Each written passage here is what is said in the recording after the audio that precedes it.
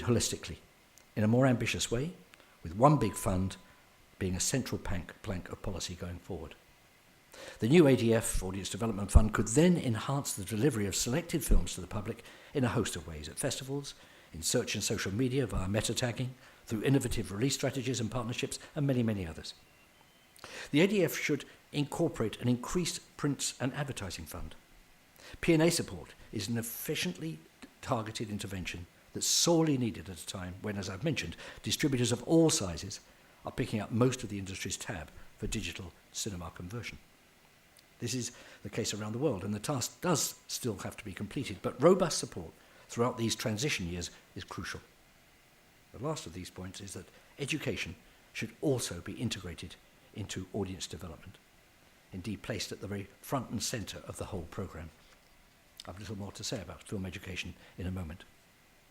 I can only hope that this substantial submission will receive every consideration alongside talent and skills development, broadcaster contributions, archive digitisation, bolstering copyright, and any number of other priorities. The list is long.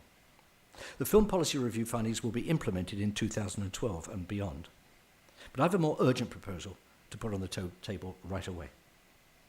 If the government's immediate and overriding priority is growth, and if in that context they are reforming policy for film, the most influential of the creative industries, which in totality account for 7% of our GDP, then stimulating demand is not an optional extra, it's utterly essential. Interesting enough, there are two people here this afternoon, Chris Smith here in front and John Newbegin's here, and they will both remember that in 1997 Chris commissioned a report to see if we were right at the stab we'd taken that the creative industries accounted for possibly 5% of GDP.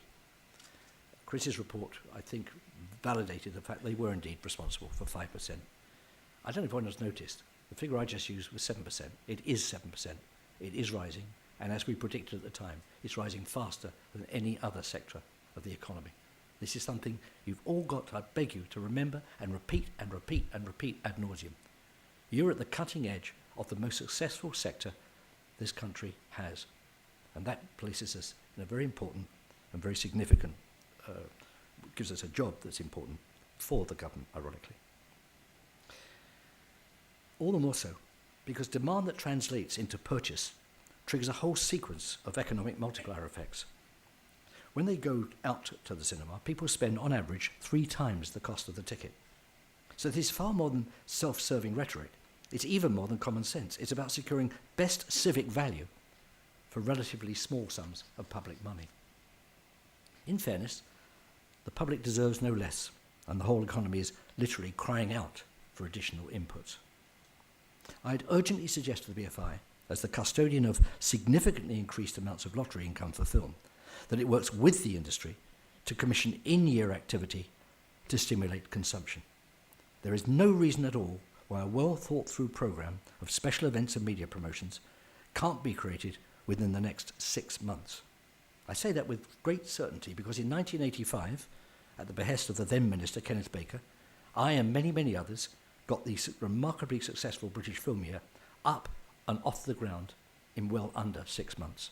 It can be done, it just requires will and commitment and a decision to be made to do it. This requires the release of some available, not extra, but available resources. In today's parlance, a little quantitative easing to boost local film audiences. The new project should focus on cinemas and their audiences, the industry's raison d'etre.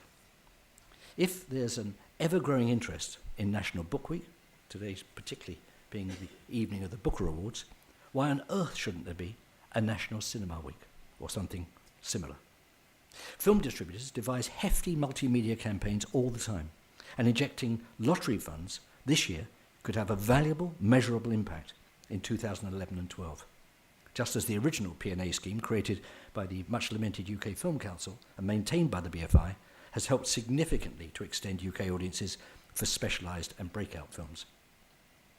Now, looking beyond what I see as, I think, a serious call for action, is my most sincere hope that the new film policy regime focuses on people. On the one hand, that means nurturing the conditions within which creative and business talents can achieve their brilliant best. Our world-class creative talent and the extraordinary skilled workforce that's been built around it are two of the greatest and most insistent calling cards the UK film industry has to play. It's equally important that we develop and enhance audience engagement from the earliest possible age. Then, once the foundation blocks are firmly in place, it's for the industry itself to deliver. The government can't and shouldn't even be expected to do that.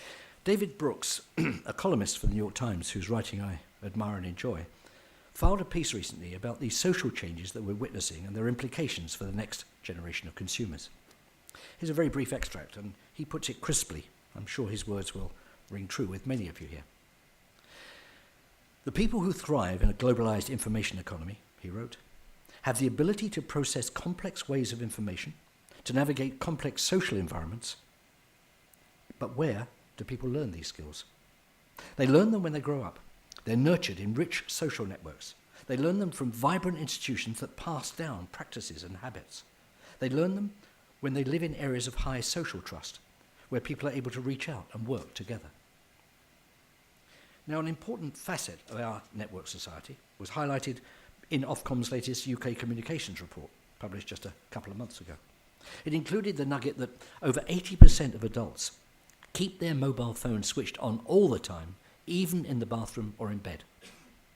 Getting them to turn it off in the cinema is only going to get tougher, but as a frequent agonised member of the audience, please, please, please don't stop trying. Which brings me, I hope, quite neatly to my third main point. Another milestone the industry flies past this autumn is the 400th Orange Wednesday. The special date in question is Wednesday the 23rd of November, almost 8 years since the start of this groundbreaking partnership scheme in the spring of 2004. Not only has it given audiences the option of a lower-priced night out at a time when ticket prices have continued to rise, it's also had a fundamental impact on distribution patterns. Selected films that open or preview on a Wednesday can set themselves apart and steal a march on the critics as well as on competing new releases. Last year, Wednesdays accounted for over 13% of the annual box office, getting pretty close to the take-off on each Friday. So much so, it reminds me of the football commentator who said that the score at half-time was 2-2, but the match was so finely balanced that it could very easily have been the other way around. During the summer, I was very interested to note the launch of Orange's Film to Go. This could easily help extend the take-up of legal downloading via iTunes and push it beyond its base of early adopters, which in itself would be a very welcome digital development.